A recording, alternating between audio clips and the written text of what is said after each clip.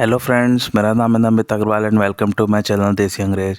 आज मैं एक बहुत ही ज़बरदस्त क्राइम सीरीज़ की बात करने जा रहा हूं और उसका नाम है ओज़ार्क। और मेरा रिकमेंडेशन इसके लिए मस्ट वॉच है। काफ़ी अच्छी सीरीज़ है ये। और इससे पहले कि मैं रिव्यू शुरू करूं, आप लोग जल्दी से मेरे चैनल को सब्सक्राइब कर लीजिए ताकि आपको और भी टीवी सीरीज़ और मूवीज़ के रिव्यूज़ की नोटिफिकेशन मिल सकें। डिस्क्रिप्शन की बात करते हैं। एक बंदा जो कि फाइनेंशियल एडवाइज़र है, वो अपनी पूरी फैमिली को लेके शिकागो से मिजूरी में शिफ्ट हो जाता है, जहां पर उसको एक बहुत ही खतरनाक क्राइम बॉस के लिए मनी लॉन्डर करना है। तो आइए और बात करते हैं सीरीज़ के बारे में। इस सीरीज़ को दिखाया गया था 2017 से 2022 के बीच में और इसमें टोटल 4 सीजन्स हैं और ये नेटफ्लिक्स पर अवेलेबल है। ये एक क्राइम थ्रिलर सीरीज़ है और इसके क्रिएटर्स के नाम है बिल डुबुक और मार्क विलियम्स। इस सीरीज़ ने ढेर सारे बड़े बड़े अवार्ड्स जीते हैं। तो जैसा मैंने आपको डिस्क्रिप्शन में बताया कि एक फाइनेंशियल एडवाइज़र अपनी पूरी फैमिली को लेकर शिफ्ट हो जाता है। ये लोग शिफ्ट होते हैं शिकागो से मिसूरी में, जहाँ पर ये लोग एक घर लेके रह रहे हैं और उस एरिया का नाम है ओज़ार्क्स। इसलिए इस सीरीज़ का नाम ओज़ार्क रखा गया है। ओज़ार्क के पास एक लेक है, वहीं पर ये लोग घर लेके रह रहे हैं। उस एरिया को लेक ऑफ द ओज़ार्क्स भी कहते हैं और ये जगह रियल लाइफ में भी एग्जिस्ट करती है। और जो फाइनेंशियल एडवाइज़र है, वो दरअसल मैक्सिकन ड्रग कार्टेल के लिए मनी लॉन्ड्रिंग करता है। अब मनी लॉन्ड्रिंग क्या होती है, पहले ये समझ लेते हैं।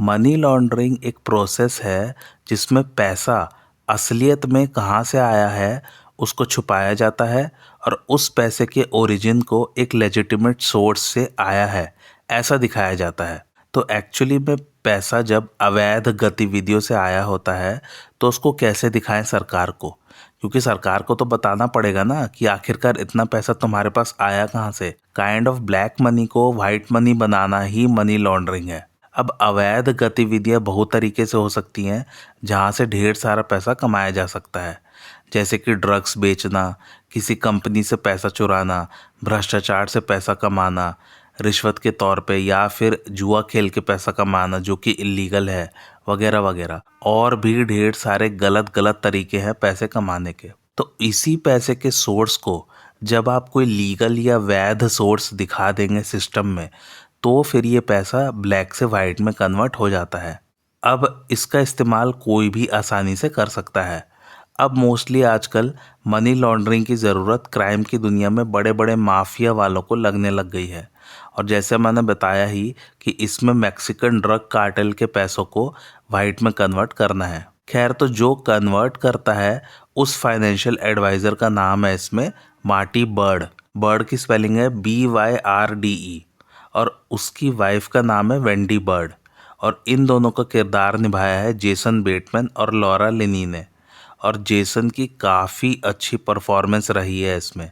और इसमें एक और एक्ट्रेस ने बहुत ही ज़बरदस्त काम किया है जिसका नाम है इसमें रूथ लैंगमोर, और उनका किरदार निभाया है जूलिया गार्नर ने। और जूलिया की एक्टिंग इतनी लाजवाब है कि उन्हें 3 बार एमी अवार्ड्स मिला है for outstanding supporting actress in a TV series. खैर, और भी बड़े बड़े अवार्ड जीते हैं सीरीज़ ने। एनीवे, मार्टी और वेंडी बर्ड के बच्चों के इसमें नाम है शार्लेट बर्ड जो कि बड़ी बहन है, और छोटे भाई का नाम है जोना बर्ड। इनके किरदार निभाए हैं सोफिया हब्लिट्स और स्काइलर गेटनर ने। अब एकदम बेसिक कहानी सुन लीजिए इसकी। तो मार्टी एक बार मनी लॉन्डर कर रहा था मैक्सिकन ड्रग कार्टेल के लिए और उससे कुछ गड़बड़ हो जाती है, तो उसकी जान को खतरा हो जाता है और साथ ही साथ उसकी फैमिली की जान को भी। तो फिर वो ओज़ार्क भाग जाता है अपनी फैमिली को लेके। लेकिन ड्रग कार्टेल्स वाले इतनी आसानी से पीछा नहीं छोड़ते हैं। वो उसको ढूंढते ढूंढते वहाँ तक उसे और उसकी फैमिली को मारने पहुँच जाते हैं। लेकिन वो उसको मार पाते उससे पहले ही वो एक बहुत बड़ा तरीका उन्हें प्रपोज करता है जिससे कि उनका पैसा आसानी से लॉन्डर किया जा सके। तो फिर मैक्सिकन ड्रग कार्टेल उसकी जान को बख्श देते हैं और फिर मार्टी अपने काम पे लग जाता है।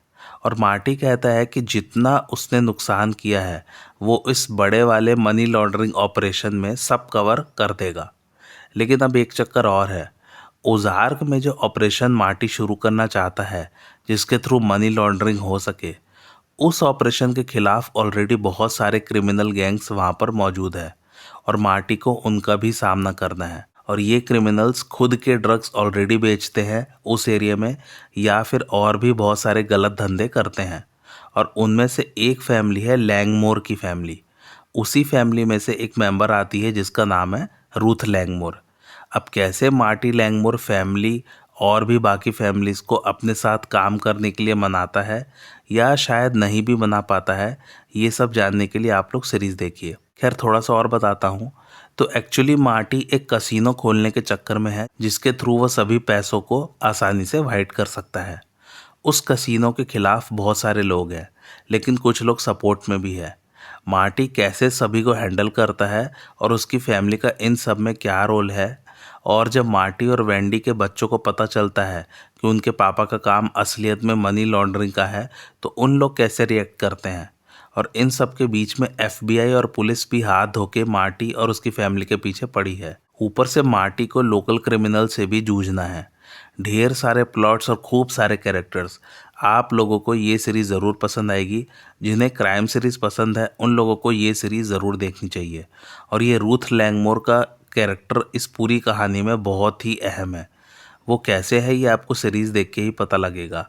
और मार्टी के ऊपर एक और प्रेशर है, और वो है ड्रग कार्टेल वालों का प्रेशर, कि जल्दी से जल्दी उसे पूरा ऑपरेशन खड़ा करके देना है कार्टेल वालों को, नहीं तो वो लोग उसे और उसकी फैमिली को जान से मार देंगे। एक और प्रेशर है मार्टी पर, और वो आता है पॉलिटिकल प्रेशर, क्योंकि ड्रग कार्टेल वालों को पॉलिटिकल मदद मिल रही है, तभी तो वो इतना बड़ा ड्रग्स का कारोबार कर पा रहे हैं।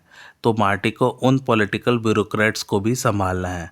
बाप रे, एक मार्टी और 100 काम। मार्टी को लोकल क्रिमिनल गैंग से, FBI और पुलिस से, ड्रग कार्टेल वालों से, खुद की फैमिली से, पॉलिटिकल एलिमेंट से, इन सब से जूझ के उसे ये पूरा ऑपरेशन तैयार करना है। कैसे करेगा मार्टी ये सब? क्या वो अपना ऑपरेशन सक्सेसफुली रन कर पाएगा? जानने के लिए देखिए ओजार्क सिर्फ और सिर्फ नेटफ्लिक्स पर। खैर प्रोडक्शन की बात करते हैं। खुद जेसन बेटमैन इस सीरीज़ के कुछ एपिसोड्स के डायरेक्टर भी रहे हैं, और पूरी सीरीज़ के वो प्रोड्यूसर भी रहे हैं। और चूंकि इस सीरीज़ में ऑथेंटिसिटी दिखानी थी, इसलिए एक रियल लाइफ FBI एजेंट को बुलाया गया था जिसने फाइनेंशियल क्राइम्स पर काम किया हुआ था, और एक हेज फंड मैनेजर को भी राइटिंग प्रोसेस में इन्वॉल्व किया गया था, ताकि वो इन्फॉर्मेशन दे सके सही सही कि कैसे बहुत बड़ी मात्रा में पैसे को इधर से उधर किया जाता है। और एक फाइनेंशियल सॉफ्टवेयर कंपनी का कहना है कि सीरीज़ में जो कुछ भी दिखाया गया है वो काफ़ी हद तक सही दिखाया गया है फाइनेंशियल क्राइम्स के मामले में, और कहानी भी बहुत क्रिएटिव है सीरीज़ की। और एक मज़े की बात, बहुत ही कम शूटिंग हुई है लेक ओजार्क में असल में इस सीरीज़ की। इसकी most of the shooting Georgia state में हुई है, क्योंकि शूटिंग के लिए जॉर्जिया बहुत सारे टैक्सेस माफ़ कर देता है। एनीवे, मेरी तरफ से रिकमेंडेशन मस्ट वॉच है। कहानी बहुत ही मस्त है, और कोशिश करिएगा कि जब आप इसे शुरू करें तो फिर बीच में कोई और TV सीरीज़ ना शुरू करें। इसे लगातार ही देखना पड़ेगा ताकि कहानी को फॉलो कर सके। बिंज वॉच की ज़रूरत नहीं है, बट हाँ कंटिन्यूसली देखना ज़रूरी है। एक्टिंग सभी की औसम है, और फाइनेंस से रिलेटेड क्राइम के बारे में आपको बहुत कुछ पता चलेगा इस सीरीज़ को देख के। खैर एंजॉय कीजिए। आइए अब कुछ मज़ेदार फैक्ट्स की बात करते हैं।